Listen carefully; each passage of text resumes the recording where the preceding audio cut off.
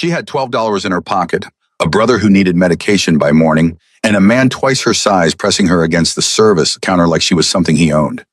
She didn't scream. She didn't beg. She looked straight into the eyes of the most feared man in the city and said, "Do that again and I will end you."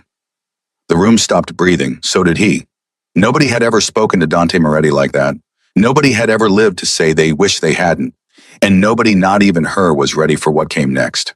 If this story already has you hooked, please subscribe to our channel and follow along all the way to the end and drop a comment telling me what city you're watching from. I want to see just how far this story has traveled.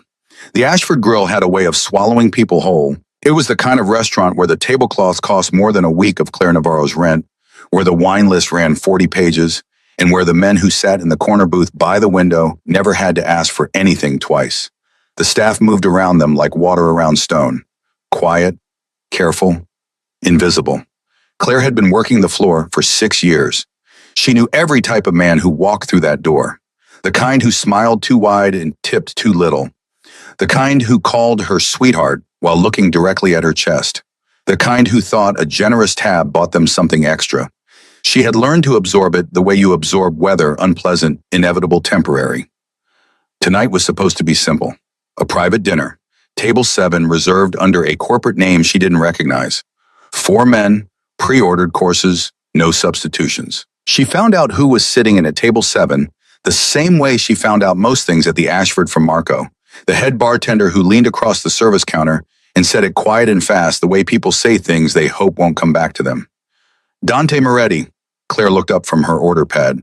The Dante Moretti. Marco didn't answer. He just went back to polishing his glasses with the focused expression of a man who had decided he hadn't said anything at all. She knew the name. Everyone in the city knew the name. Dante Moretti didn't appear in newspapers. Newspapers that mentioned him tended to retract things. He didn't attend charity galas or give interviews. He existed in the city the way gravity exists, unseen, undeniable, and capable of pulling everything down if you got too close to the edge. She had 3 tables besides his. She told herself she would treat him like anyone else. That lasted exactly 11 minutes. The man to Dante's left, thick neck rings on 4 fingers. The particular smell of someone who wore too much cologne over something he was trying to hide called her over by snapping his fingers. Not once. 3 times. The 3rd snap came with a whistle, the kind you use for dogs. Claire stopped walking. She turned slowly. "Yeah," the man said, grinning at the others. "Bring us another bottle. And make it faster this time. We're not used to waiting." "I'll get that right out," she said. She brought the bottle. She poured. She was setting the last glass down when she felt his hand close around her wrist. Not a brush, not an accident, a grip. "You're prettier up close," he said. "What time do you get off?" The table laughed. The man didn't let go. And something in Claire's chest, something she'd been pressing down for 6 years, maybe longer, cracked straight through. She looked at his hand on her wrist. She looked at the 3 men watching with the comfortable amusement of people who have never once been told no. She looked at Dante Moretti, who was watching the scene from the head of the table with an expression she couldn't read at all. Not angry, not entertained, just absolutely still. The way a person goes still when they are paying very close attention. And she said calmly and clearly, loud enough to carry, "Let go of me right now." The man blinked. "Excuse me?" "I'm not going to say it twice." "Sweetheart." "My name," she said, "is not sweetheart. Let go of my arm." The room around them had been doing its careful dance of pretending not to notice, but now the pretending stopped. 2 tables over a couple paused mid-conversation. The sommelier near the wine station went very still. Somewhere behind her, she heard Marco set down a glass. The man with 4 rings looked at his employer, then back at her, and his grin returned wider, harder. "You got a lot of nerve for someone who makes 12 an hour." "Closer to 9, she said. "Let go." He didn't, so she set the bottle of wine down carefully on the table, looked at his hand one more time, and said quiet enough that only the 4 of them heard it clearly. "Pull that stunt again, and I will end you. I don't care who you came here with." The silence that followed was a different kind of silence than the one before. The first silence had been shock. This one was something harder to name. It pressed against the walls of the room like barometric pressure before a storm. The man released her wrist, not because he wanted to, because Dante Moretti had spoken one word: enough. That was all. One word. No raised voice. No explanation. Just a quiet command that landed in the room like a stone dropped from a great height. The man leaned back. His grin disappeared. Claire picked up her order pad. Her hands were not shaking. She was furious that she noticed that, furious and also fiercely proud of it. She looked at no one. She walked back to the service station and she breathed slowly through her nose, because if she stopped doing that, she was going to start doing something else. Marco appeared beside her. "Claire," he said quietly, "I'm fine." "That was Moretti's head of security I know." "Claire." "I said I'm fine, Marco." She was not fine. Her brother Danny had an inhaler that had been running low for 3 days, and she hadn't been able to get to the pharmacy because her shifts were running back to back and the copay had gone up again, and she was already 2 weeks behind on the electric bill, and she absolutely could not afford to lose this job tonight. But she was not going to stand in the middle of this dining room and let a man put his hands on her like she was furniture. She had made that decision once a long time ago, and she was not making it again. She finished her shift, or she tried to. 20 minutes later, the restaurant manager, a small, sweating man named Philip, who wore his stress like a visible infection, found her in the back and told her in the strained voice of someone delivering very bad news, as gently as possible, that Mr. Moretti had requested she be removed from his section. "Removed," Claire repeated, "reassigned." "Philip, that man grabbed my wrist." "I know, I understand, and I'm sorry, but the Moretti account is something we can't." He stopped, started again. "You can finish your other tables, but I need you off his section for the rest of the night." She wanted to say something sharp. She had a dozen things ready. But she looked at Philip's face, the genuine misery in it, the resignation, and she understood that he was not the enemy. He was just another person in the building who had learned to swallow things. "Fine," she said. "Whatever." She picked up a tray and walked back out.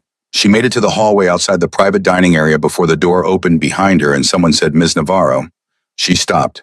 The voice was low, careful with consonants, accented just slightly in a way she couldn't immediately place. European, maybe, or something older than geography. She turned. Dante Moretti was standing in the hallway alone. No security, no entourage.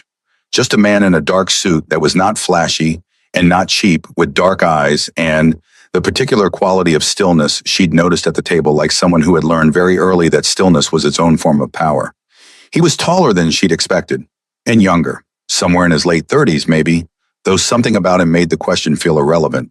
He looked like someone who had experienced enough that age had stopped being the most interesting thing about him. "I owe you an apology," he said, "for what happened at that table." Claire studied him for a moment. "You're apologizing for your employee grabbing me." "Yes." Not firing him, just apologizing. Something shifted in his expression. Not quite amusement, not quite annoyance. Something caught between them like a word you almost recognize in a language you don't speak. "That's a conversation for a different setting," he said. "Then save the apology," she said, "and have that conversation somewhere it matters." She turned to go. "You're not afraid of me?" It wasn't a question. She stopped anyway. "Should I be?" she asked. He didn't answer immediately. And in the pause, she turned back around and looked at him directly, really looked the way she rarely allowed herself to look at the people on the other side of her order pad, and she saw something she didn't expect. Not malice, not entitlement. Something older and less comfortable than either of those things. Something that looked in the low light of that hallway uncomfortably close to recognition. Like he was looking at her and seeing someone he used to know. "Get home safely," he said finally. She walked away without answering. She told herself the conversation was nothing. She was very good at telling herself things. She was less good at believing them. The next morning, she got a call from Philip at 7:15. She was awake. She'd been awake since 5, sitting at the kitchen table with Danny's empty inhaler and an overdue bill and a calculator that kept arriving at the same unpleasant number, no matter how she rearranged the inputs. She answered before the second ring. "Claire," Philip said, and his voice had a different quality than the night before. Less miserable, more confused. "I need you to come in this morning. I work the lunch shift. I'll be there at earlier, 8 o'clock. There's been a change." She arrived at 8 to find a woman she had never seen before sitting in the manager's office. Not Philip. This woman wore a gray suit and had the practiced professional composure of someone who delivered good news and bad news with exactly the same expression. "Ms. Navarro," the woman said, "I'm Helena Marsh. I work directly for Dante Moretti's private office. Please sit down." Claire sat down. We'd like to offer you a position change, Helena said and placed a single sheet of paper on the desk between them. Private floor service, direct reporting to Mr. Moretti's executive dining operations. The hourly rate is, she gestured to the paper, triple your current figure with a monthly health benefit supplement. Claire looked at the paper. She looked at the number. She looked at Helena Marsh's even professional expression. Why, Bram? Claire said. Mr. Moretti was impressed with your conduct last night. He was impressed that I told his security guard to let go of me. He was impressed, Helena said carefully, by your composure under pressure. Claire was quiet for a long moment. Outside the office window, she could hear the kitchen beginning to come alive, Pan's voices, the industrial percussion of a restaurant opening its doors to the day. She thought about the inhaler on the kitchen table, the bill, the calculator. She thought about what it meant that a man like Dante Moretti had noticed her at all. She thought about the look in his eyes in that hallway. The thing she hadn't been able to name and hadn't been able to stop turning over in her mind during the 4 hours she'd been awake. I want it in writing, she said. The rate, the benefits, the scope of the hall. Everything. Helena smiled not warmly but with what seemed like genuine respect. Of course. And if anyone at this property puts their hands on me again, I walk. No negotiation, no apology accepted. Understood. And I'm not a possession, Claire said.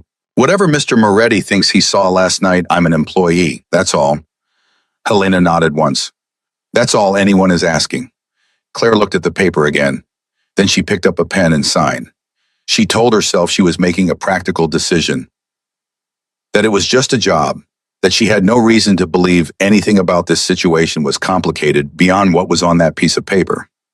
She was wrong about all three of those things. Her first shift on the private floor was 4 days later. The executive dining level operated differently from the main restaurant, quieter stripped of the performance quality that the main floor carried. The guests here didn't need to be seen. They were people for whom visibility had become a liability. She learned the rhythms quickly. She was good at rhythms. She'd spent most of her life reading rooms and adjusting, reading her mother's moods, reading the social temperature of emergency rooms where she sometimes sat with Danny waiting for a doctor, reading the particular kind of impatience that rich people displayed when they wanted something they felt they'd already waited too long for. She rarely saw Dante directly. He moved through the building the way weather moved. You felt him before you saw him, in the way conversation shifted when he entered a room, in the way the security personnel redistributed their attention without appearing to move at all. But she noticed things. She noticed that his meetings ran longer than scheduled, and that the people who left them sometimes looked shaken in ways that had nothing to do with business. She noticed that one of the logistics managers, a heavy-set man named Renner, who smelled of cigarettes and spoke in a permanent half-mumble, seemed to cause Dante's expression to go very flat in a very specific way. She noticed shipping manifests that appeared on the private floor's service desk without a clear purpose left open to pages that didn't seem to be about anything she recognized. She noticed that Dante watched her when she thought he wasn't watching. Not the way the man with 4 rings had watched her. Nothing like that. This was a different quality of attention, entirely evaluating, almost methodical, like he was running some kind of continuous internal calculation about who she was and whether his answer was right. It should have made her angry. In some part of herself it did. In another part, a part she refused to examine, it didn't. 3 weeks into the new role on a Thursday night when the building had largely emptied and she was closing out the service station alone, she heard raised voices from the private conference room at the end of the hall.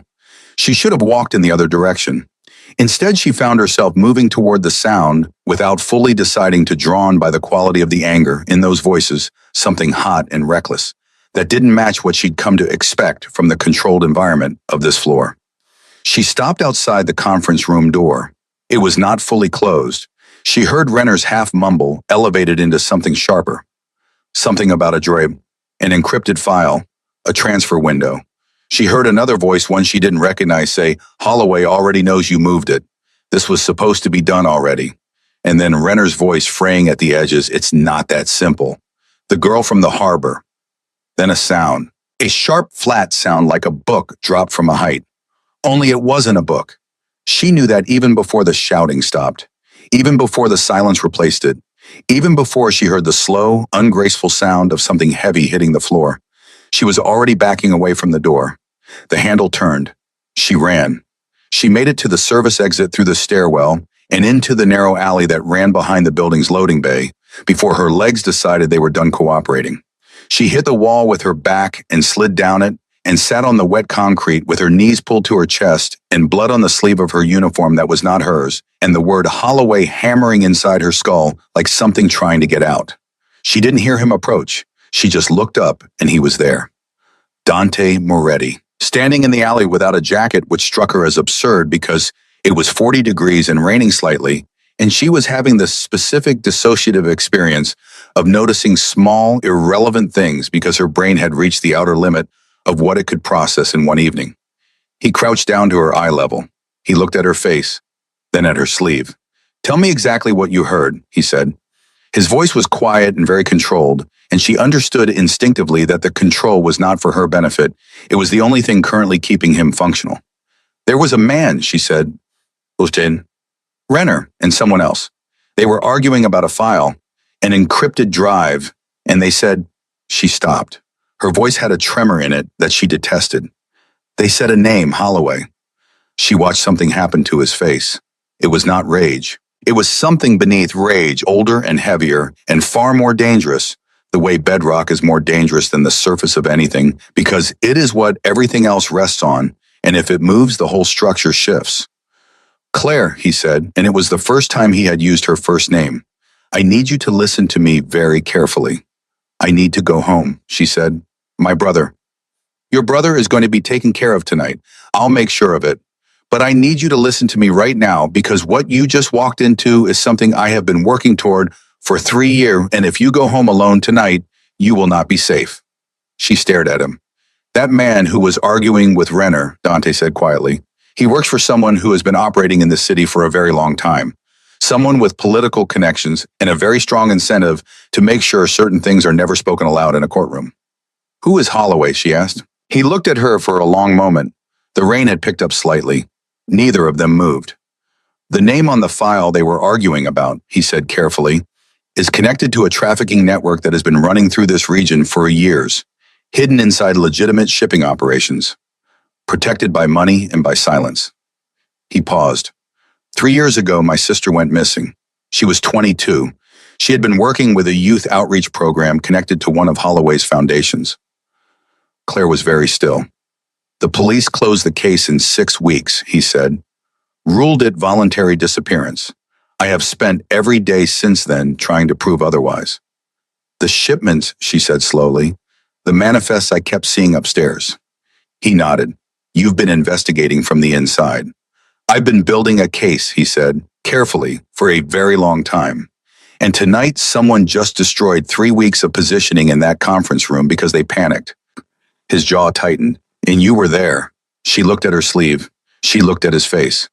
"What happens now?" she asked. "Now," and he said, "you come with me, because the man who just made that call is going to realize there was a witness. And when he does this, alley is the first place someone is going to look."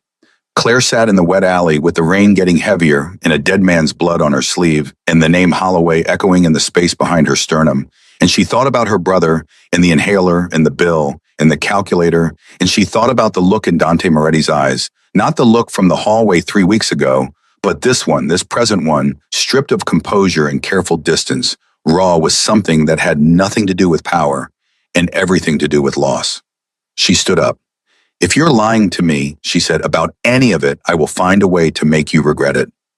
He looked at her for one long beat. "I know," he said. And she believed him not because she trusted him, but because it sounded like a man stating a fact he had already calculated and accepted. She followed him out of the alley. She did not know yet what she had just walked into. She did not know that the name she'd overheard was the same name that had been burning through Dante Moretti's life for 3 years like a slow and patient fire. She did not know that somewhere in the city, in a facility that did not appear on any public record, a woman named Elena Moretti was still alive. She only knew that her sleeve was stained with something she couldn't undo, and the man walking beside her had the specific gravity of someone who was done waiting. And somewhere under the fear, under the cold and the shock and the very rational certainty that she had just made a decision that would change everything, she felt the particular clarity that only comes when the life you've been holding together by sheer force of will finally cracks open and becomes something else entirely. She didn't know yet if that something else was survival. She was about to find out. The townhouse was not what she expected. She didn't know what she'd expected exactly, some cold, fortified thing, all metal surfaces and surveillance monitors, and men standing in corners with their arms crossed.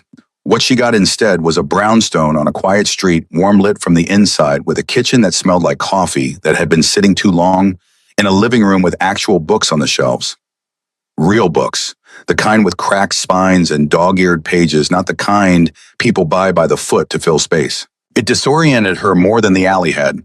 A woman met them at the door, 50s gray-streaked hair pulled back, the economical movements of someone who had been keeping difficult men organized for a very long time. Dante said her name was Rosa. Rosa looked at Claire's sleeve, said nothing, and went to get a clean shirt without being asked. "Your brother," Dante said before Claire could speak. "What does he need tonight?" "His inhaler, it's nearly empty. And his evening medication, it's on the kitchen counter, blue bottle, second shelf." Dante took out his phone and handed it to someone Claire hadn't heard enter the room. She didn't catch what was said. 30 minutes later, she got a text from an unknown number that had said simply, "Medication delivered, kid is fine sleeping." She stared at the text for a long time. "How did you get my brother's address?" she asked. "You filled out an emergency contact form when you changed positions," Dante said. "Rosa has it on file." That is not a reassuring answer. "No," he said, "it isn't." He didn't apologize for it. She noted that he had a specific relationship with honesty, not generous with it, but not dishonest either. He said true things and left the uncomfortable parts of them visible, which was different from most people who sanded the edges down. She sat across from him at the kitchen table with the clean shirt on and her uniform folded in her lap and a mug of coffee she hadn't asked for but was grateful for, and she said, "Tell me about your sister." He looked at her. "You said she was 22, Claire said. "You said she was working with an outreach program. That was 3 years ago." "Yes. And you've spent 3 years building a case from inside your own company." "Holloway uses legitimate infrastructure," Dante said. "Shipping networks, logistics contracts, companies that look clean from the outside because most of them are mostly. He routes operations through the parts that aren't. To dismantle it, I needed to be close enough to see where the edges were." "So you let him think you were a potential partner?" Something crossed his face. Not pride, the opposite of pride. "I let him think a lot of things." "Did it work?" "Partially." He turned the coffee mug in his hands. "We've identified 3 transfer sites in the last 18 months. 2 have been passed to federal contacts who are careful." He said the word like it tasted bad. "Moving carefully, slowly. The way people move when they are more afraid of disrupting their own careers than of what's happening to the women in those facilities." Claire's stomach dropped. Facilities. Labor. Domestic servitude. Other things. He said it flatly, the flatness of someone who has repeated facts so many times that the horror has been replaced by something else. Not numbness, but a different kind of pain, quieter and more total. "Elena, my sister, was recruited through a program that told young women it was helping them find housing and employment opportunities. She called me the week before she disappeared. She said something felt wrong. She said one of the organizers had been asking questions that didn't fit." He stopped. "I told her she was overthinking it," he said. "I told her to give it another week." The silence that followed was the kind that has weight. Claire didn't say anything. There was nothing to say that wouldn't shrink what he'd just told her into something smaller than it was. "The file Renner was arguing about tonight," she said eventually. "What's on it?" "Transfer logs, financial routing, names." He looked up, including Elena's intake record, which means she went through Holloway's system, which means someone has documentation of where she was taken. Claire set her mug down. "And Renner just got killed over it?" "Over who has it, yes. Do you have it?" He looked at her for one long beat. "Not yet." She absorbed that. So tonight was what? A complication. "Tonight," he said, "was someone panicking before I was ready. Which means Holloway now knows something is moving that wasn't supposed to move yet, which means his people are going to start cleaning things up." His voice stayed level, but his jaw tightened in a way she was beginning to recognize as the outer edge of his control. "And you heard the name?" "I heard the name," she confirmed, "which makes you a liability to Bun, but an asset to you." He didn't flinch from that. "You heard things I can't testify to directly. You're outside the chain of anything Holloway can predict or prepare for. Yes, you are an asset. She appreciated the honesty. She did not appreciate the situation. I have a job, she said. I have a brother who needs his medication every 36 hours.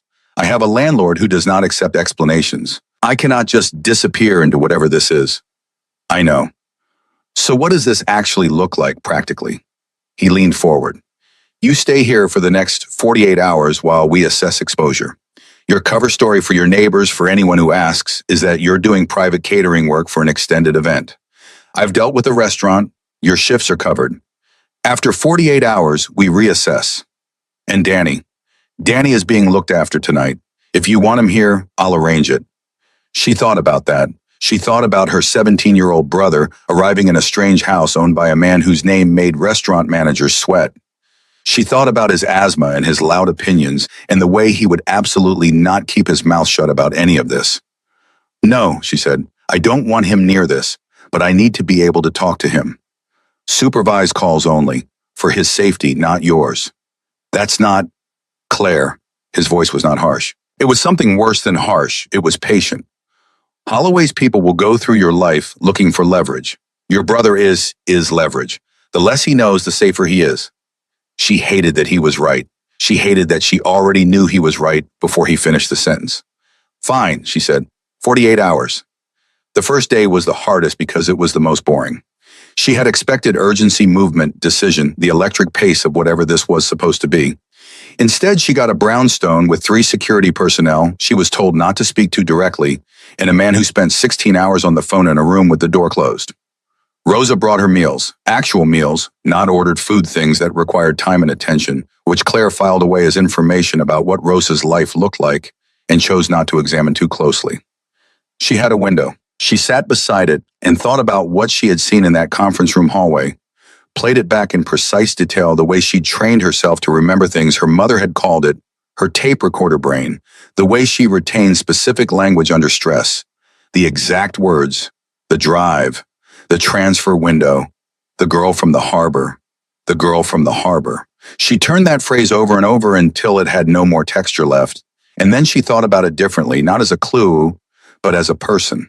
A girl, someone who had been in a harbor, someone whose existence was inconvenient enough that 2 men in a private conference room had argued over her and raised voices. She was still thinking about it when Dante came out of the office at 10:15 that night, looking like a man who had fought a war using only a telephone, and found her sitting at the kitchen table with a yellow legal pad covered in notes she'd made for no one. He looked at the legal pad. What is that? He said. Everything I remember from the hallway, she said. Exact phrasing where I can recall it, approximation where I can't flag differently. She turned it toward him. I used to do this in the ER with my mother. She'd talk through patient cases out loud to decompress, and I'd write them down. Helped her remember things she thought she'd forgotten. He sat down across from her and looked at the notes. Something in his face shifted, not softened exactly, but recalibrated, like something he'd assumed had just been revised. You wrote down the phrase about the harbor girl, he said. I wrote down everything. He was quiet for a moment. Then, the harbor reference is specific to a transfer that was supposed to happen 8 days ago, a holding point we hadn't been able to confirm. If Renner used that phrase, it means he knew the location. He looked up, which means it exists in communications somewhere that we can find. Glenn, so what do we do with that? We find someone who can pull those communications without alerting Holloway's people inside the federal system. Inside the federal, she stopped. He has people inside federal law enforcement. 2 confirmed, possibly more. She stared at him. And you have been working with federal contacts. Carefully selected ones. His mouth was a flat line. It is an exceptionally irritating situation. She almost laughed. It came out wrong, too sharp slightly, too close to something that wasn't amusement at all. She pressed it back down. There's a journalist, Dante said, someone who's been tracking Holloway's charitable foundation for 2 years.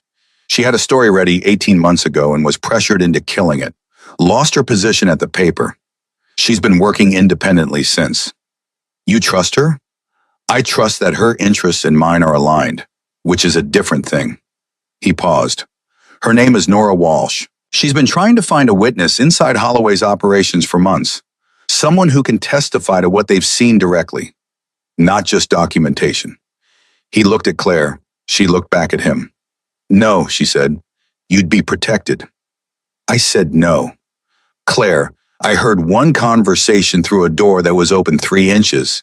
She said, heat rising in her voice for the first time since the alley. I didn't see anything.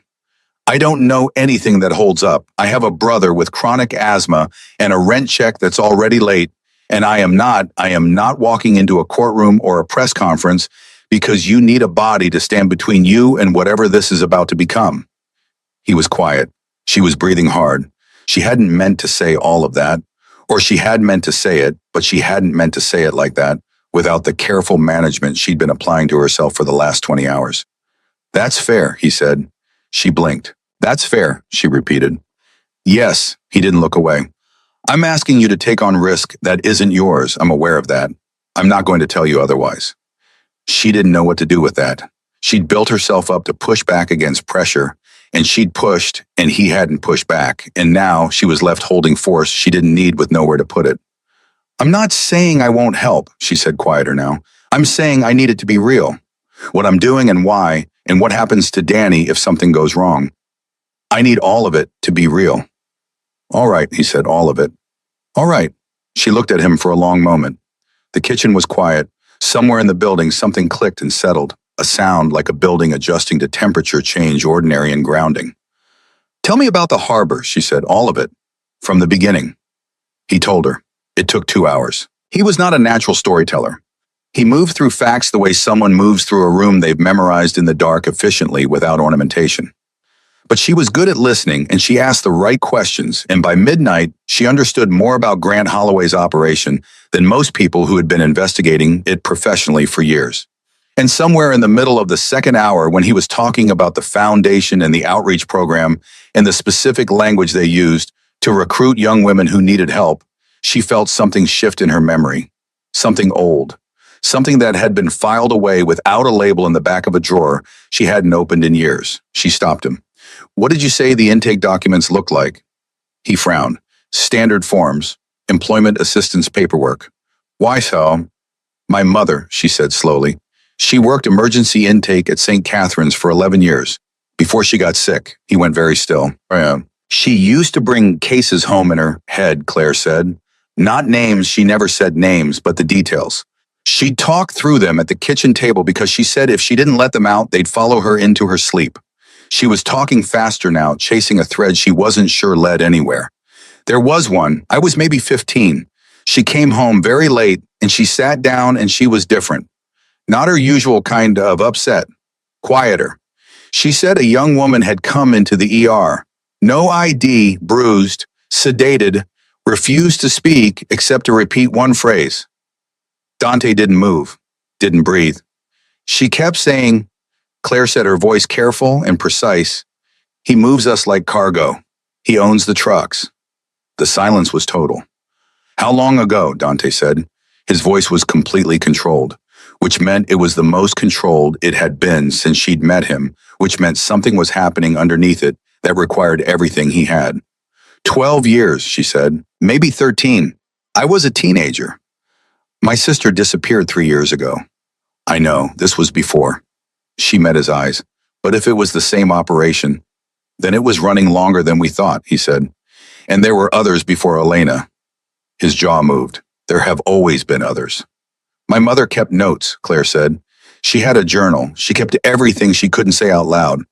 It's in a box at Danny's place. I haven't opened it since the funeral. She paused.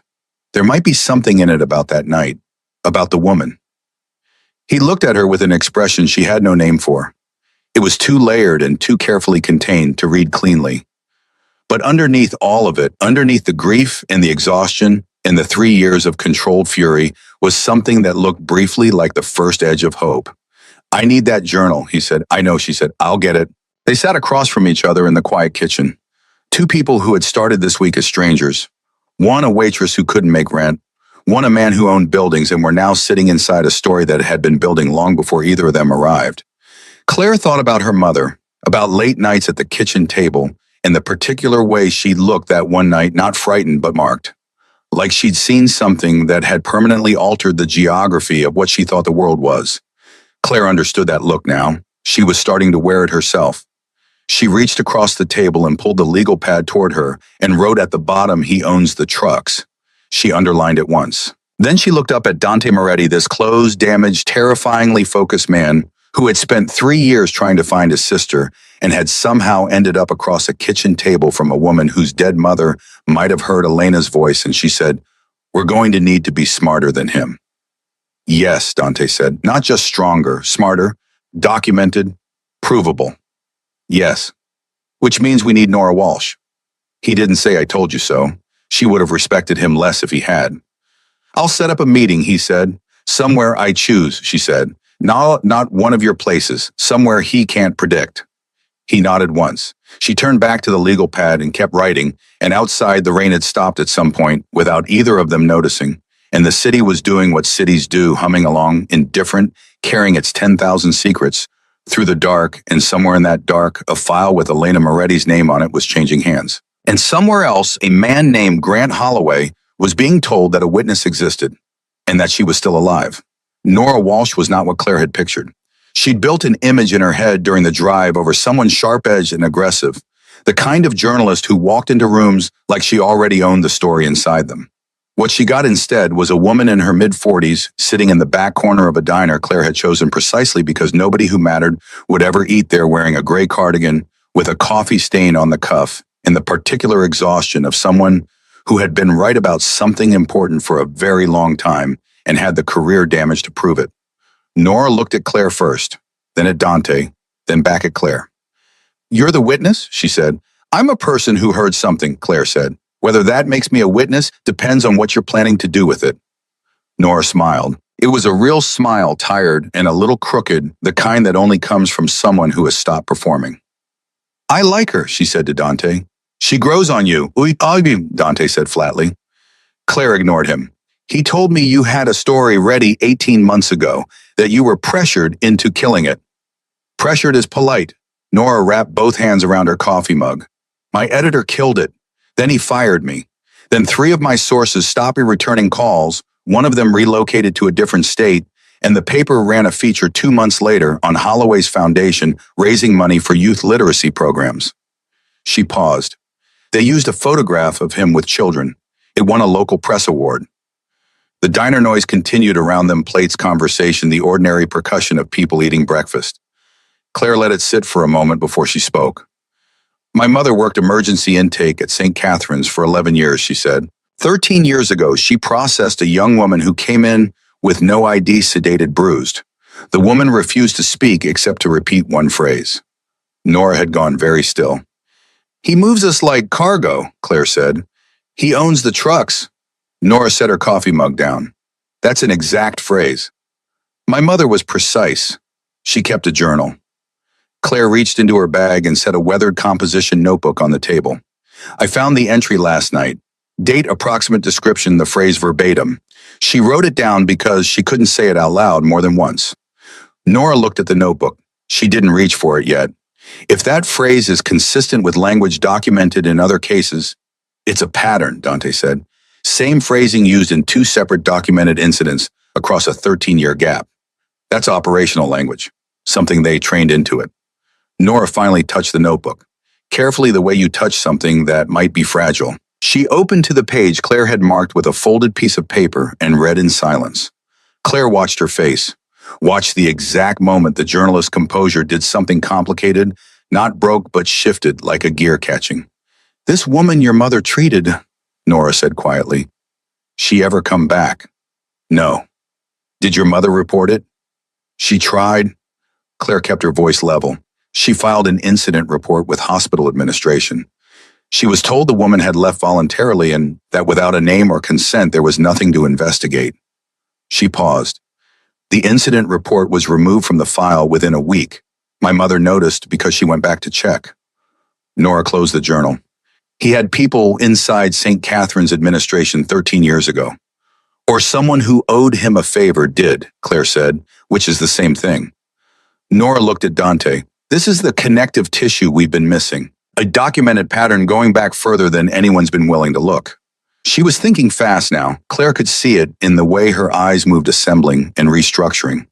If I can connect your mother's record to two other cases I have from that same period, how do we know publishing doesn't get Elena killed? Dante said. His voice was quiet, controlled. The question of a man who had thought about nothing else. Nora met his eyes. We don't publish until we have a location. That's the deal I'm proposing. I build the story in full documented source legally reviewed. It doesn't run until you have your sister out. She paused. But the moment she's safe, it runs. All of it. No delays, no negotiations, no courtesy calls to anyone's legal team. Dante was quiet for a long moment.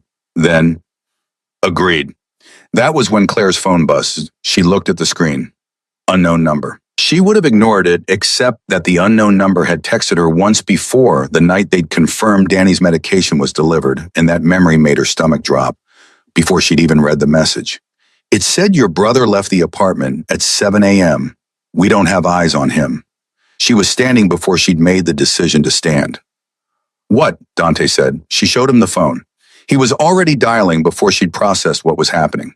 She heard him speak to someone in clipped, rapid sentences, location description, the street address of Danny's building, and then he was on his feet and Nora was looking between them with the sharp attention of someone who understands that the energy in a room just changed completely. Go, Nora said simply. I have what I need for now. Go. The 40-minute drive back toward Danny's neighborhood was the longest 40 minutes of Claire's life, which was a sentence she did not use loosely given the life she'd had. She sat in the passenger seat with her phone in both hands and called Danny's cell 5 times and got voicemail 5 times and worked very hard at not imagining all the reasons a 17-year-old with asthma would leave his apartment at 7 in the morning without telling anyone. On the 6th call, he picked up. Hey, where are you? She said. A pause. The specific pause of someone who knows they're in trouble and is calculating how much. I'm at Marcus's place. Why? Because I ran out of cereal and Marcus has Danny. Her voice came out sharper than she intended. She heard him go quiet at the other end. She breathed. I need you to stay exactly where you are. I'm going to come get you. Claire, what's going on? I'll explain when I see you. Don't go outside. Don't open the door for anyone. You're scaring me. Good, she said. Stay scared until I get there. And Danny, if anyone knocks on that door who you don't know personally, you call me immediately. You understand? A longer pause. Yeah, he said quietly. Yeah, okay. She lowered the phone. She felt Dante's eyes on her for a moment before he looked back at the road. He's okay, she said. Good. He went to a friend's place because he was out of cereal. Dante said nothing. He's 17, she said, and she heard the fracture in her own voice, and she hated it, and she couldn't fully stop it. He does things like that. He doesn't understand that. She stopped. He doesn't know why he needs to be careful. I can't explain it to him without explaining everything else. Then we bring him in, Dante said. I told you I didn't want him. That was before Holloway's people started looking for leverage. His voice was not unkind. It was simply the voice of someone who had already done the math. Claire, he's exposed out there. You know that. She did know that. She had known it since the diner, maybe before. She'd just been refusing to let the knowledge fully land, because once it landed, she would have to act on it, and acting on it meant that Danny, her careful, loud, brilliant, chronically ill little brother, was now inside whatever this was. He's going to ask questions, she said. Let him. He's going to be angry. That's fine. He has opinions about men with money and power. Extensive opinions. He's read things. I'm sure he has. Dante. She turned to look at him directly. He is the only person in my life I am not willing to lose. He held her gaze for 1 second, just one, then he had to look back at the road, and in that second, she saw something pass across his face that she recognized because she'd seen it the night he talked about Elena.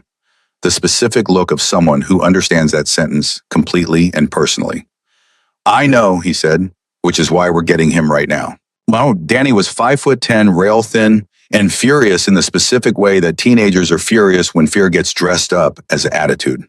He sat in the backseat of Dante's car with his inhaler in his jacket pocket and his jaw set and his eyes moving between his sister and the man driving with the analytical suspicion of someone who had grown up watching his sister navigate everything alone and had very strong feelings about anyone who seemed to be doing the navigating for her. You work for him, Danny said to Claire. Statement, not question. It's complicated. You're staying at his place. Yes. And now I'm staying at his place. Temporarily. Because someone might be watching our apartment. Claire turned in the seat to look at him. Yes. Danny looked at Dante's reflection in the rearview mirror. What did you do? Dante glanced back at him. I've been investigating a trafficking operation for 3 years. Your sister witnessed something she wasn't supposed to see. The people I'm investigating are now aware a witness exists. Danny stared at him. Dante stared at the road. Well, Danny said finally, at least you didn't lie to me. No point in it, Dante said. Danny looked at Claire. I still have approximately 40 questions. I know. Am I getting answers? Most of them, she said. Yes. He exhaled, leaned his head back, stared at the ceiling. This is why you always told me to stay out of drama, he said, because you were saving the drama. Despite everything, despite the fear and the exhaustion and the weight of the last 72 hours pressing down on her like something physical, Claire almost smiled. Almost. The brownstone absorbed Danny the way it had absorbed Claire, quietly, practically without ceremony. Rosa produced food. Danny ate it with the focused efficiency of a teenager who was still metabolically offended by the world, but not too offended to pass up a hot meal. Then he asked Dante 11 of his 40 questions in rapid succession, and Dante answered 9 of them directly, which visibly recalibrated Danny's hostility into something more complex and more honest. It was during the 9th answer about Elena, about the outreach program, about the 3 years that Danny went quiet in a way that was different from his earlier quiet. He looked at his hands, then he looked up. The journal thing, he said to Claire. Mom's journal. Yes. You think what Mom wrote about is connected? I think it might be. Danny was quiet again. She never told me about that case. She told me other things, but not that one. She told me once, Claire said, when I was 15. I think she needed to say it to someone, and she said it to me. She paused. I think it stayed with her. It stayed with her, Danny said, and his voice had something in it. She rarely heard the particular rawness of grief that catches you sideways in the middle of something else entirely. She kept a whole journal of things that stayed with her. They sat with that for a moment, the 3 of them, in a kitchen that belonged to none of them, with a dead woman's handwriting between them and a man's missing sister, in a city full of convenient silence, and the weight of it settled the way weight does when it's been in motion for a long time and finally finds a surface. Then Danny said, what do you need me to do? Dante looked at him. He owns the trucks, Danny said. That's a logistics operation. I know things about logistics. I've been doing online coursework in supply chain management because I can't afford college yet, but I'm not spending 2 years doing nothing. He said it without self-pity, just fact. If you're trying to trace routing patterns or identify which companies function as shells, I can help with that. The silence that followed was a different kind from all the others that night. He's 17, Claire said to no one in particular. 18 in 3 weeks, Danny said. Danny at Claire. He looked at her steadily. She was someone's sister. She's been gone for 3 years. If there's something I can do that keeps us in this room and out of the way and actually useful, I'm doing it. He paused. Mom would have. Claire looked at her brother for a long moment. This kid she'd been holding together and holding up and holding on to since he was 9 years old, and their mother started getting too tired to stand long shifts. This loud, opinionated, brilliant kid who had apparently been taking online coursework in supply chain management because he couldn't afford college, but wasn't willing to waste the time. She looked at Dante. He was looking at Danny with an expression she'd never seen on his face before. Not assessment this time, something quieter than that. Show him what we have, Claire said. And that was how a 17-year-old with an inhaler and a grudge against wasted time became the 3rd person in the room when Nora Walsh called at 9:40 that night with information that changed everything. Nora's voice on the phone was stripped of its diner composure. Not panic, she didn't strike Claire as someone who panicked, but compressed the way a voice gets when the speaker is choosing words with surgical precision because the wrong ones could cost something important. I reached out to a source inside the Federal Logistics Audit Office, she said. Someone I've trusted for 6 years. I asked about active transport manifests connected to Holloway's shell companies. She stopped. And, Claire said, he didn't answer my question, Nora said. He told me to stop asking it. And then he said, and this is exact phrasing, I wrote it down as he said it, he said, if you know someone who knows where the harbor girl is, they need to move in the next 48 hours or they're going to stop being a problem. The room went completely silent. Danny stopped typing. Dante looked up from the documents spread across the table. Claire kept her voice absolutely even. He used that phrase, she said. Harbor girl. Yes. Your source inside federal audit knows about the harbor. Or he knows someone who does, Nora said, which means the leak inside the federal system isn't just covering for Holloway. It's actively monitoring the investigation. Another pause. And it means someone told Holloway's people that a witness had surfaced, recently, in the last 48 hours. Claire looked at Dante. He was already standing. The 48-hour window, Claire said. Does your source know what happens at the end of it? He implied a transfer, Nora said quietly. A final one. Elena. The word moved through the room without anyone saying it. Claire felt it land in Dante's posture the way his shoulders dropped one fraction of an inch, the specific compression of a person absorbing something they already feared and were not finished fearing. We need the location, Claire said. I know. Nora. I know, Claire. I'm working on it. Her voice was steady but tight. My source implied it was harbor adjacent, active freight terminal, not commercial, the kind of facility that shows up in 3 different corporate registries under 3 different names.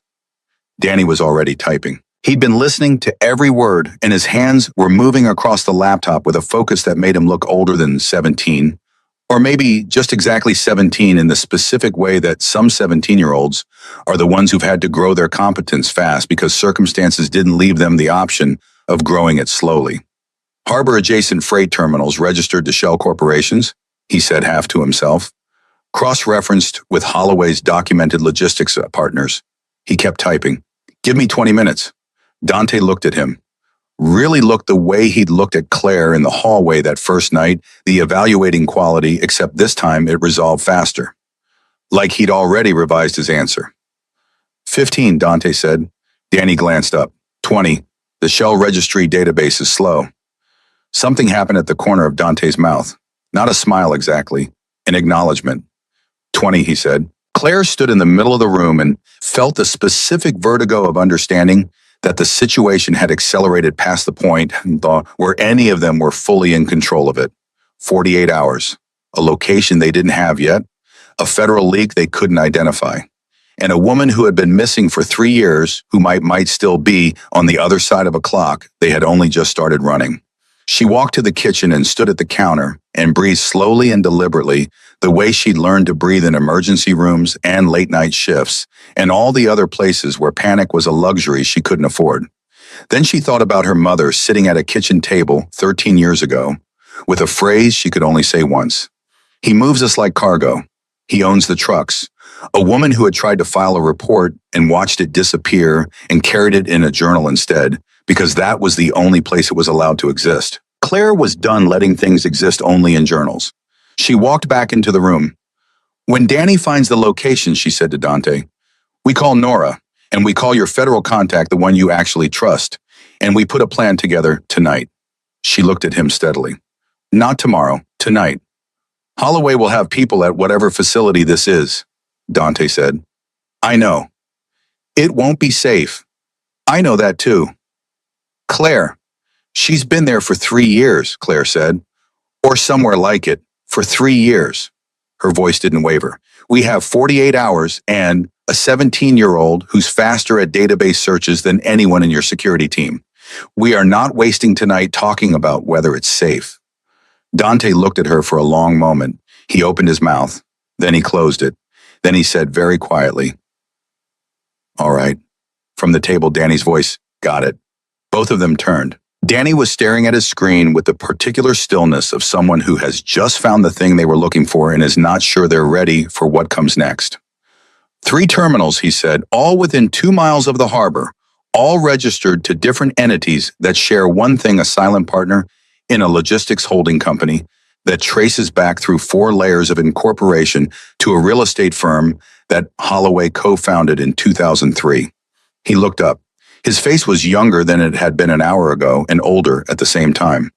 One of them has had refrigeration maintenance contracted in the last 72 hours, the kind you contract when you're preparing to move temperature-sensitive cargo.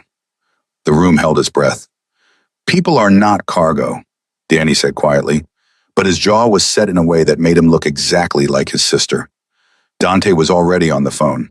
And Claire stood in the center of a brownstone that wasn't hers, with her brother's voice in her ears and her mother's handwriting in a journal on the table, and a man she hadn't trusted 3 weeks ago, now trusting her enough to make the call, and she understood with the particular clarity that only comes when something has been building for a very long time, and finally arrives that the thing she'd been waiting for her whole life was not rescue. It was this, standing in the room, being the one who stayed. The plan had 3 parts, which meant it had 3 ways to fall apart. Dante laid it out at the kitchen table at 11:15, with Danny's laptop open beside him, and Nora on speakerphone, and Claire sitting across from him with her arms folded and her eyes moving over every detail the way she moved over everything, looking for the places where the logic had gaps. The federal contact Dante trusted was a woman named Agent Carla Reyes, 12 years in organized crime, the only person in the investigation who had survived Holloway's internal reach because she operated on a need-to-know basis so narrow that even her direct supervisor didn't have full visibility into her case files. Reyes had been building toward a warrant for 8 months. She needed 48 more hours to get it signed by a judge she trusted. They had 31. She goes in with a team the moment the warrant clears, Dante said. Official, documented, airtight.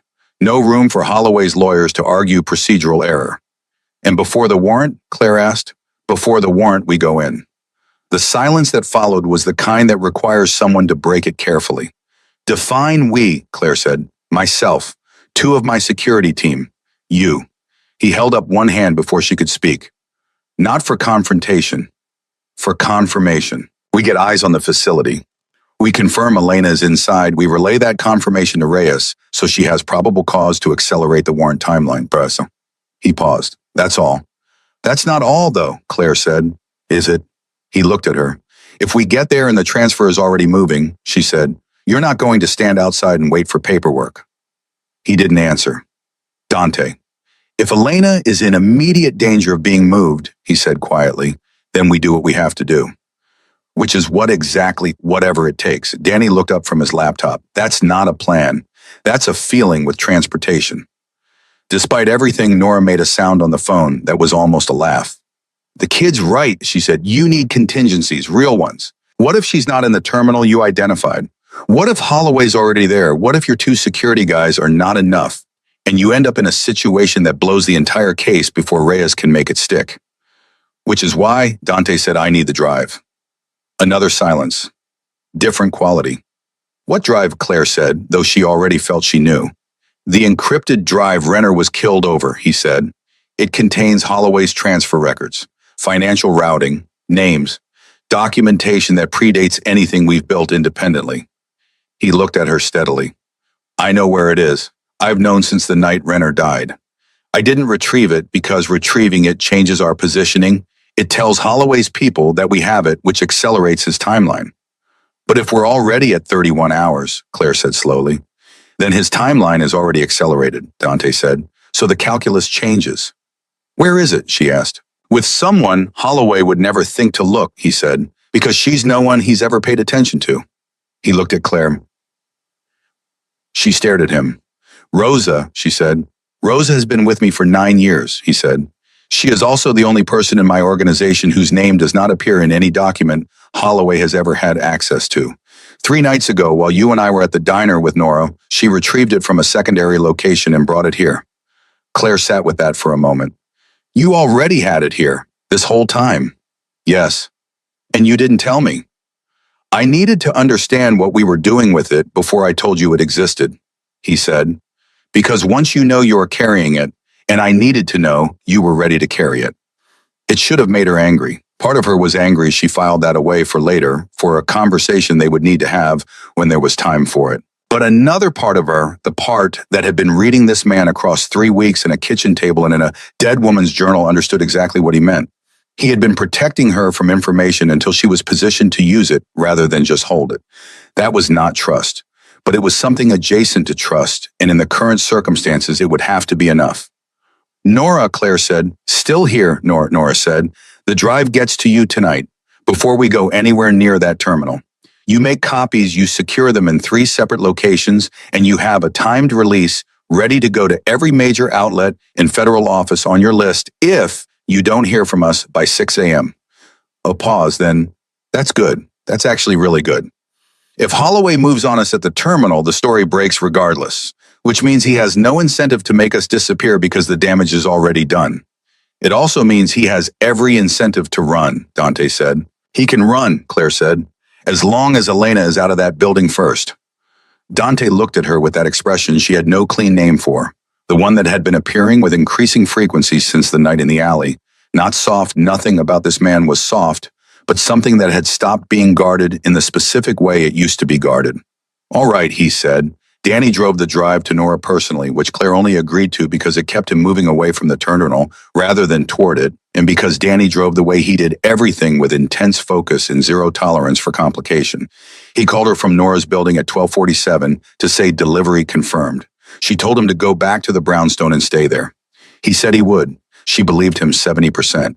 She and Dante left at 1:15. The drive to the harbor took 22 minutes. She spent most of it not talking, which was fine because he didn't talk either. They had developed an economy of silence over the last several days, a shared understanding that words cost something and should only be spent when the return was worth it. She spent the drive going over the layout Danny had pulled, the entry points, the blind spots in the camera coverage he'd identified through the maintenance contractor's permit filings. She went over it until it was spatial, until she could move through it in her head without hesitating. She was not trained for this. She had made herself useful in every situation her life had put her in by being smarter and faster and more honest with herself than the situation expected, and she was applying that same approach now because it was the only approach she had. When they were 4 blocks from the terminal, Dante pulled over. I need you to understand something, he said. Okay. When we get in there, if it goes wrong, he stopped. Started again, and the starting again cost him something she could see it. You run, that's non-negotiable. Whatever happens, whoever is where you get yourself out. I will find Elena, but I need to know you're not going to. I'm not going to do anything stupid, she said. That's not what I'm asking. Then what are you asking? He turned to look at her fully. Outside the car, the city was doing its 3 a.m. version of quiet, not silence, never silence, just a lower register of all the same noise. His face in the dark had the quality of someone who has arrived at a moment they've been building toward for years and is only now at the threshold of it, allowing themselves to feel the full weight of what it cost to get here. I'm asking you to come back from this, he said. That's all. She held his gaze. I'm asking you the same thing. He nodded once, then he pulled back onto the road. They went in through a service area on the north side of the facility, a door that existed in the permit records as an emergency exit, and in reality as something that hadn't been properly secured since the maintenance crew's visit 3 days ago, a fact Danny had identified from the contractor's scheduling notes with the particular satisfaction of someone who'd found exactly the thing he was looking for. Dante's 2 security men, Briggs and a quiet man named Cal, who moved like he'd been trained to take up as little space as possible, went in first. Claire and Dante followed as the facility was large and cold and smelled of diesel and standing water. She had told herself not to think of it as a place where people had been held. She thought of it anyway. She thought of her mother's handwriting. He moves us like cargo. They move quickly and without speaking. The confirmation came from Briggs 6 minutes in via a 2-word text to Dante's phone. She's here. Dante stopped walking. Just for a second, a full stop like someone had cut his power and immediately restored it. Claire put her hand on his arm, without thinking about it, a brief grounding pressure, and he looked at her and she saw in his face every year of the 3 he'd spent building toward this specific moment, compressed into something she didn't have words for. Then his phone rang. Not Briggs, not Cal, not Reyes. The number on the screen was one she hadn't seen before. Dante looked at it for 2 seconds and his expression did something she'd never seen it do, went absolutely blank in the specific way that means recognition. He answered.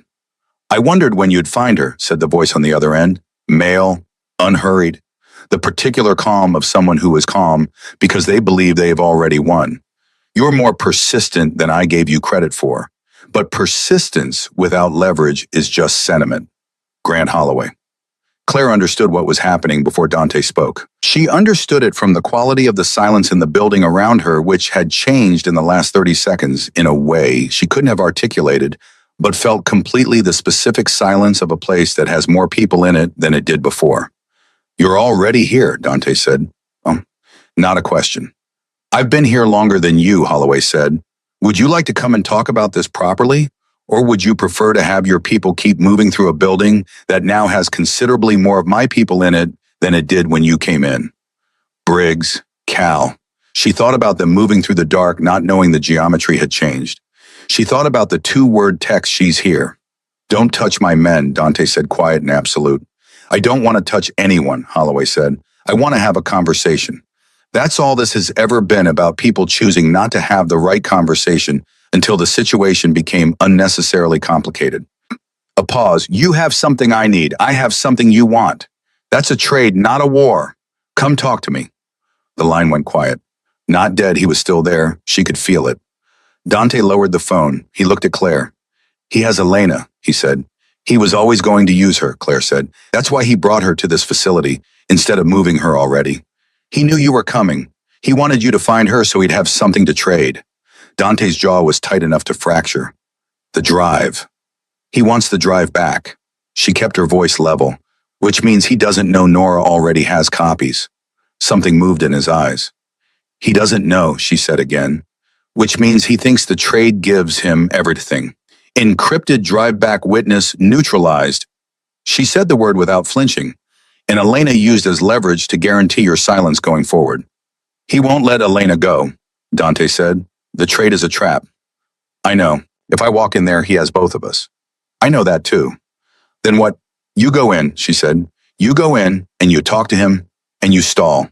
You make him think you are negotiating. You make him think you have the drive on you, and you need certain conditions met before you hand it over." She was talking fast and quiet. "And while he's focused on you, I find Elena." He stared at her. "Claire, I know the layout. Danny went over it with me for 40 minutes tonight. The holding area in a facility like this is at the back, away from the main access points, temperature controlled." She held his gaze. "Briggs texted she's here. Not we found her and she's secured, which means they found her and then the situation changed and they couldn't get to her. I can move through that building without Holloway's people expecting me because they're all watching the front, watching you. If they find you, then we're both in trouble," she said. "But if you stall long enough and I move fast enough, we're not both in trouble. We're exactly where we need to be." She put her hand on his arm again briefly, and this time she let the pressure mean what it meant. "He has never once thought about me, not strategically. To him, I'm a problem he was going to clean up as an afterthought. That's the only advantage I have, and I need you to trust me to use it." Dante looked at her for the longest 5 seconds of that entire night. "Reyes," he said. "What?" He put his phone in her hand. "Reyes is on speed dial. The moment you have Elena, you call her. Not me. Her. She's been standing by 2 miles out since midnight, waiting for probable cause." He looked at her with an intensity she felt in her sternum. "The moment you call her, she moves, which means you need to be clear of whatever happens next." Claire looked at the phone, then at him. "Go," she said. He went. She moved. She went fast and low through the facility using the route she'd memorized from Danny's layout, and she counted her steps the way she used to count steps in the hospital when she was 15 and walking too fast to keep up with people who were walking fast for bad reasons. She didn't let herself think about Dante walking into a room with a man who had spent 12 years disappearing inconvenient people. She didn't let herself think about what happened if his stall didn't work, or if Holloway got tired of talking, or if Cal and Briggs were already compromised. She thought about a woman in an emergency room 13 years ago, repeating a phrase until someone heard it. She thought about her mother writing it down because it was the only place it was safe. She thought about 3 years of a brother losing his sister and never stopping looking. She found the door Danny had marked on the layout as most likely for secured containment. Steel industrial padlock from the outside. Padlock from the outside. She almost made a sound. She pressed it back down. She had a lock she couldn't open. A woman on the other side she couldn't confirm, and the muffled sound of raised voices coming from somewhere deeper in the facility that meant Dante's stall was either working or had just stopped working, and she had no way to know which. She knocked. 3 times, soft and deliberate. Silence. Then from the other side a sound. Not words, a sound.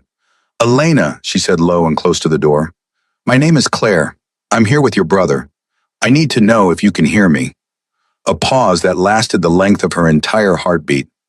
Then a voice, thin and rough and cautious in the way that voices get when they've learned that trust costs too much, but alive, present, unmistakably alive, said, "Is he okay?" Claire's eyes went hot. She didn't let them do anything about it. He's okay, she said. He's in this building right now, making sure you get out of here. I need you to step back from the door.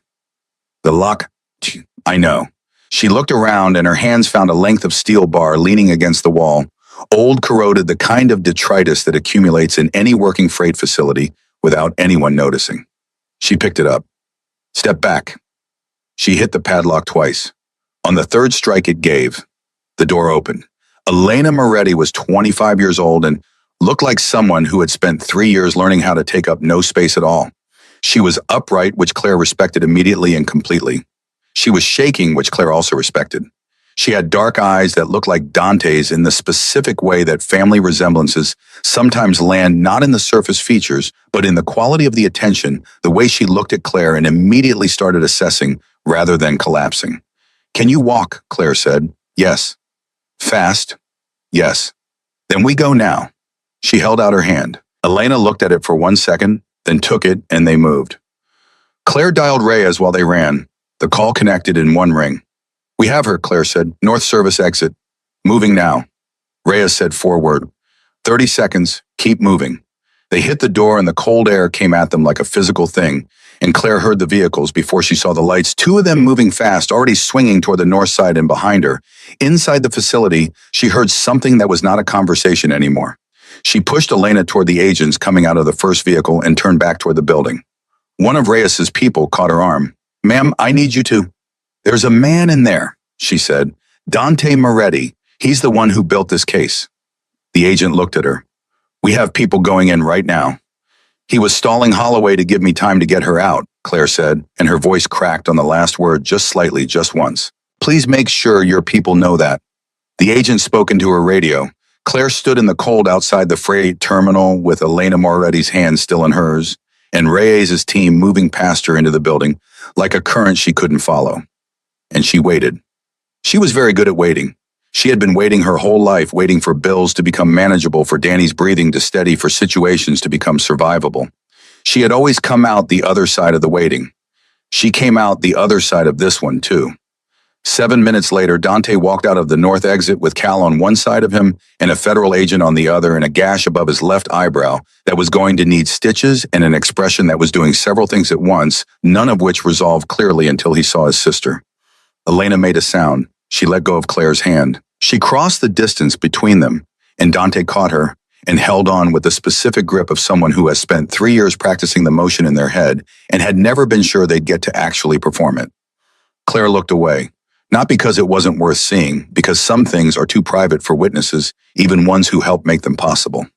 Behind her, she heard Reyes' voice, authoritative and clipped, directing her team. She heard Holloway's name. She heard the word detained. She heard radio traffic that meant the story was already branching in the directions it needed to branch, legal, federal, documented, unignorable. Her phone buzzed. Danny. It said, Nora says it's running. All outlets. Timed release when as planned. You okay? She typed back, yes, we got her. 3 seconds later, he sent back a single word, all caps, that she would keep on her phone for a long time. Mom would be proud. Claire stood in the cold outside a Fremont terminal with federal agents moving through the building behind her and a family 20 feet away, holding each other together with both hands. And she thought about a composition notebook with a woman's careful handwriting and a phrase that had lived in the dark for 13 years because there was nowhere safe enough for it to live in the light. She thought it's in the light now, and she breathed slowly the way she'd been breathing through hard things her entire life, and she let it be enough. The hospital waiting room at 4:30 in the morning has a specific quality that Claire knew from childhood. The fluorescent hum, the chairs designed to discourage comfort, the way time moves differently inside it, slower and more honest than it does anywhere else. She had spent more hours in rooms like this one than she could count, first with her mother and then with Danny, and she had never once stopped hating them. But she understood them. They were the places where people found out what they were actually made of, stripped of everything that usually had helped them avoid the question. Elena had been taken in 40 minutes ago. Vital signs stable. Dehydrated, underweight, a hairline fracture in her left wrist that was weeks old and had never been properly treated. Alive. Present. Sitting up and answering questions and asking about her brother before she asked about anything else. Dante had answered every question from Reyes' team in the parking lot, standing with blood tracking down the left side of his face and both hands steady, and then he had walked into the hospital behind the gurney and sat down in a waiting room chair and hadn't moved since. Claire sat 2 chairs away, not beside him. 2 chairs which felt like the right distance for people who had just been through something that didn't have a proper name yet. Danny arrived at 5:10, slightly out of breath with his inhaler in his jacket pocket and his hair not combed, and he sat down next to Claire and looked at Dante and then at her and said in the voice of someone who has been awake all night processing things too large for the space he had available, "Is she okay?" "She's okay," Claire said. He exhaled, long and slow, like releasing something he had been holding since the diner. "Nora says the story is everywhere. It's already being picked up nationally. 3 congressmen have issued statements in the last hour." He paused. "2 of the statements are probably covering their own exposure, but still." "Still," Claire agreed. Danny looked at Dante again. Dante was staring at the middle distance with the focused blankness of someone whose mind is still running the last several hours on a loop, looking for the places where it could have gone differently, the way you can't stop pressing a bruise to see if it still hurts. "Hey," Danny said. Dante looked at him. "She's okay," Danny said. Simple, direct, the way he said most things. "You got her out. It's done, Ime." Dante looked at him for a moment. Something in his face moved. Not broke, nothing about him broke, but shifted the way tectonic things shift, slow and total, and permanently rearranging the landscape above. "Thank you," Dante said, "for the terminal identification." Danny shrugged with the elaborate casualness of someone who was actually very proud of himself. "Supply chain management coursework. Finally paid off." He paused. "I'm still angry about a lot of things, but we can talk about that later." "We can talk about it now if you want," Dante said. "Nah." Danny leaned back in the chair. "I want food first. You can't have serious conversations on an empty stomach. It leads to bad decisions." Claire looked at her brother. She thought about their mother, about how she would have handled this specific morning, this specific waiting room, these specific 2 men sitting on either side of her. She thought she probably would have found a way to feed everybody within 20 minutes and then asked the hard questions with the same practical directness she'd brought to everything. Danny had gotten that from her. Claire had gotten the journal keeping, the tape recorder brain, the inability to let a phrase go once it had lodged somewhere. Between the 2 of them, they were almost one whole version of the woman who had raised them. That thought arrived with a specific pain she had learned to let pass through rather than stop. She let it pass. A doctor came out at 5:45, young, composed with the particular gentleness of someone who had delivered news in both directions enough times to know how to hold the weight of either. She told Dante that Elena was asking for him, that she was stable, that the physical recovery was going to take time, but was fully achievable, and that there were people who would want to speak with Elena when she was ready, but not today, and that today belonged to her. Dante stood up. He looked at the doctor, then he looked at Claire. He didn't say anything. There wasn't anything that fit. But he looked at her the way you look at someone who handed you something back that you had stopped believing you'd ever hold again, with a gratitude that went too deep for language, and an acknowledgement that words were going to be insufficient, and an acceptance of that insufficiency, because some things just are. Then he followed the doctor through the door. Claire sat back down. Danny immediately produced a granola bar from his jacket pocket and handed her half. She ate it without tasting it. They sat in the quiet of the waiting room while the hospital did its 5:30 in the morning things around them. And outside the windows, the dark was beginning to do the thing it does, not disappearing, but becoming something else. The specific gray-blue that means the night is finished, even if the light hasn't fully committed yet. "Claire," Danny said. "Yeah." "What happens now?" She thought about the question seriously, which was the only way she knew how to think about things. Holloway gets processed. Reyes's team executes the warrants.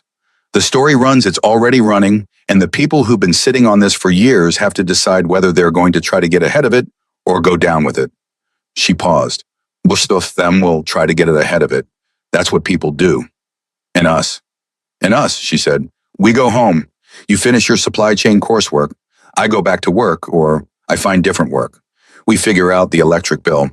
That's it. That's a lot, actually. Danny was quiet for a moment. Are you okay? She considered lying. She considered the short, efficient version of the truth that would close the conversation without requiring her to look directly at how she actually was. She had been doing that her whole life, managing what she revealed, calibrating her honesty to the amount other people could absorb, protecting everyone around her from the full weight of her own interior. I don't know yet, she said. I think I will be. I think the knowing comes later. He nodded. He understood that. He'd been raised in the same house.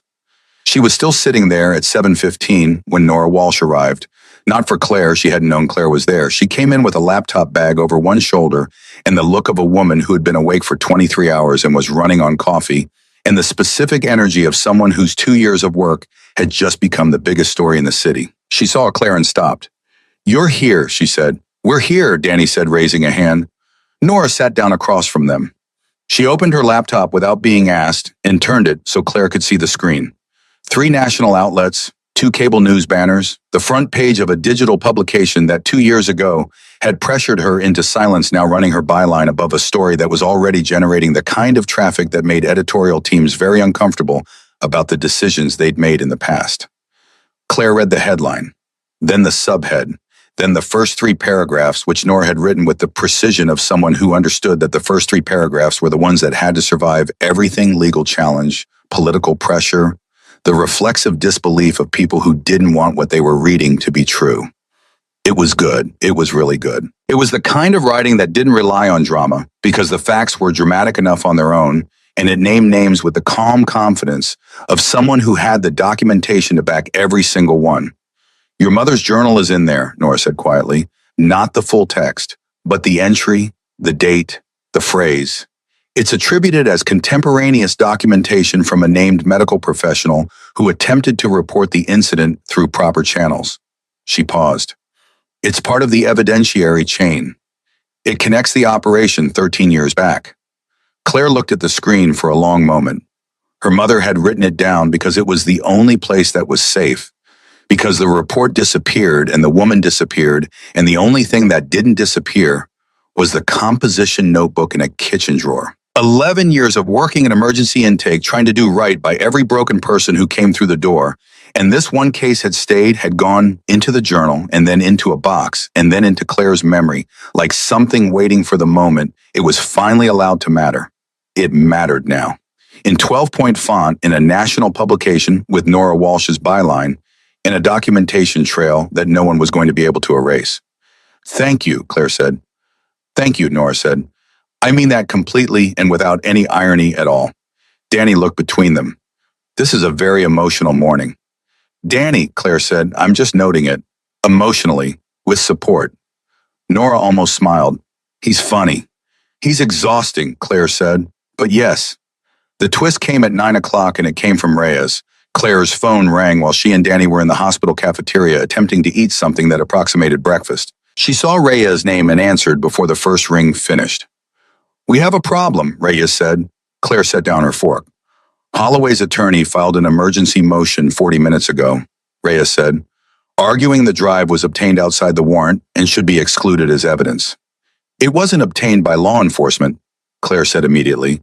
"It was obtained by a private individual and turned over to a journalist who turned over copies to your office voluntarily." "I know that." "So the motion fails." "The motion probably fails," Reyes said. "But probably and courtroom are 2 different zip codes. And there's something else." A pause that had weight in it. "The judge assigned to the emergency motion is the Honorable William Crane." Claire didn't recognize the name. Then she did. Holloway's foundation donated $400,000 to Crane's re-election campaign. "Donated through a shell entity that won't appear in a 30-second search," Reyes said. "But it's there. We found it this morning, which means we have a compromised judge sitting on a motion that could gut our evidence chain in the next 6 hours. Can you get the motion transferred?" "I'm trying, but it requires demonstrating bias, and demonstrating bias requires time we don't have." Claire stood up. Danny looked at her and immediately put down his coffee. "Nora," Claire said. "What did Nora Walsh? She's upstairs. She's been tracking Holloway's donation structure for 2 years. If the Crane connection exists, she has it, or she can find it faster than anyone." Claire was already moving toward the elevator. "Get me 20 minutes. Claire, 20 minutes, Reyes. I'll call you back." She found Nora in the waiting room where she'd left her laptop still open on her 3rd cup of coffee. She sat down directly in front of her and said without preamble, "William Crane, what do you know?" Nora went very still. "Why? He's sitting on Holloway's emergency evidence motion, filed 40 minutes ago." Nora's expression did the thing it had done in the diner, that internal gear catching, that visible reorganization of information. "Crane's campaign," she said slowly. "I have donation records third-party routed through a Virginia LLC that traces back to a holding company that shares a registered agent with two of Holloway's subsidiary logistics firms. That's the bias documentation, Claire said. It's not been published. Can you file it with the circuit court as a disclosure, not publish it? File it, formally, today. Nora looked at her. That's a different thing than journalism. I know. If I file it as a citizen disclosure, I'm inserting myself into the legal proceeding. My objectivity as a journalist? Nora, Claire leaned forward. The story is already out. The journalism is done. Right now, what we need is for a compromised judge not to throw out the evidence that puts Holloway away. That's not a journalism question anymore. Nora was quiet for exactly 10 seconds. Claire counted. Then Nora picked up her phone and called her attorney. The motion was transferred to a different judge by 11:15. The new judge, the Honorable Patricia Ose, 20 years on the bench, a woman who had grown up in the kind of neighborhood that produced people with extremely limited patience for powerful men and their emergency legal maneuvers, denied the exclusion motion in its entirety at 1:45 in the afternoon in language that was measured and precise and devastating in the way that only judicial language can be because it carries the full weight of the institution behind every word. Claire found out from Danny, who found out from Nora, who sent a text that said only denied. Full stop. Go home. She was standing in the hospital hallway when she read it. She leaned against the wall. She closed her eyes for approximately 4 seconds. Then she opened them and kept standing. Dante found her there 20 minutes later. He had stitches above his left eyebrow. 7 she counted, automatically the habit of someone who'd spent time in emergency rooms, and he'd gotten a change of clothes from somewhere, and he looked like a man who had been crying, which she noted without comment, because some things don't require comment, only witness. She's sleeping, he said. First real sleep she's had in, He stopped. The doctors said she's going to need time. Real time. Not the kind you can put a number on. That's true, Claire said. She asked about you. Claire blinked. She doesn't know me. She knows your name. I told her about the journal, about your mother. He looked at her steadily. She cried. She said she'd been saying that phrase in her head for 3 years, as a way of believing someone had heard it. The hallway was doing its hospital things around them. Footsteps, a announcement, the distant mechanical rhythm of a place that never fully stops. Claire stood in the middle of it and felt the phrase arrive and land and settle into the part of her that had carried it quietly for 15 years. Someone had heard it. Her mother had heard it, and her mother had written it down, and the writing had survived the report being filed and the report disappearing and the notebook going into a box and the box going to the back of a closet when the apartment got too full of grief to organize. The writing had waited. Her mother had been a woman who worked until she couldn't stand, who came home with other people's pain in her chest, who sat at a kitchen table and talked through the things she'd seen, because if she didn't let them out, they'd follow her into her sleep. She had not had power. She had not had institutional backing or political connections or a building full of security personnel. She had had a pen and a composition notebook and the stubborn, undefeatable conviction that things that happened deserved to be remembered by someone. It was enough. It had always been enough. It had just needed time. She didn't say it for nothing, Claire said. No, Dante said. She didn't. They stood in the hallway together, not touching, not filling the silence with anything it didn't need, and Claire thought about everything that had brought them to this specific spot. A restaurant where a man had grabbed her wrist, a choice she'd made not to stay silent, a journal in a cardboard box, a 17-year-old with a laptop and an opinion about supply chain logistics, a journalist who'd been right for 2 years before anyone was ready to listen. All of it connected, all of it mattering in ways none of it had been designed to matter. I have something to say to you, Dante said. Okay. I brought you into something without telling you the full shape of it. I made decisions about what you were ready to know and when. I used your position and your access before I had any right to ask anything from you. He said it the way he said everything difficult without qualification, without the softening language that people use when they want to apologize for something without fully inhabiting the apology. I'm not going to dress that up. Claire looked at him. No, you're not. He stopped. Something in his jaw tightened and released. You went into that building for a woman you had never met, because of a phrase your mother wrote down 15 years ago, because you decided it mattered. He looked at her with that expression she'd been collecting and still hadn't fully named. I've spent 3 years doing this, and I've never once felt the way I felt watching you walk toward that door. Terrified, and she said, yes, he said, and certain at the same time. She held his gaze. That's a very inconvenient combination. I'm aware. I'm still angry about some things. I know. We're going to have to talk about the parts you withheld. Not now, but soon. Yes, he said, we will. And whatever this is, she said, gesturing at the small charged space between them. It doesn't move fast. I have a brother and a mom and a life that needs to stop being in crisis before I make any decisions about it.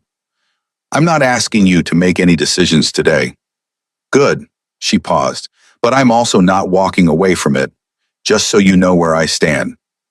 He looked at her for a long moment, and then for the first time since she had known him, Dante Moretti smiled, a real one, unguarded and unperformed, the kind that changes a face completely because it shows what's underneath rather than what's presented. It was a young smile. It was the smile of someone who had spent 3 years forgetting they were capable of it. It lasted only a second, but she saw it. Okay, he said. She nodded once, then she pushed off the wall and straightened her jacket and said, I'm going to find my brother and take him home. He needs sleep, and so do I. Claire, she turned back. When you're ready, he said, when things are steady and Danny's okay and you've had time to breathe, if you want to have dinner somewhere that isn't a hospital cafeteria or a safe house kitchen. He stopped. Tried again. I'd like to ask you, properly. She thought about the first night, a man at a table who had watched her like a question he couldn't stop asking.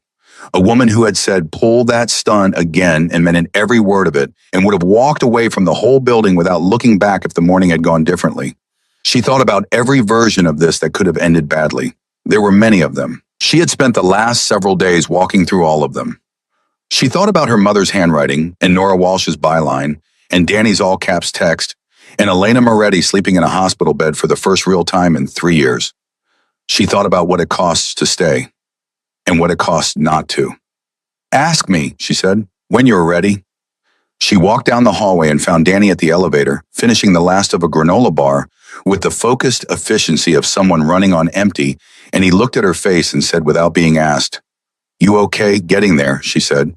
Good enough, he said. The elevator doors opened. They got in. And as the doors closed behind them, Claire Navarro stood in a hospital elevator with her brother's shoulder against hers in the city waiting outside in a story that had taken 15 years to reach its ending. And she felt underneath the exhaustion and the residue of fear and everything that still needed to be sorted and spoken and slowly healed. The particular quiet of a woman who had looked at something that needed doing and had done it. Not because anyone asked her to, not because she was brave in the way movies make bravery look clean and certain and without cost, but because her mother had heard a phrase and written it down, and because that phrase had lived in a composition notebook in a cardboard box waiting for the day someone was ready to carry it somewhere it could matter. And because Claire had decided in an alley behind a restaurant with blood on her sleeve that wasn't hers, that she was going to be the person who carried it. She had carried it all the way to the light, and the light, it turned out, was enough.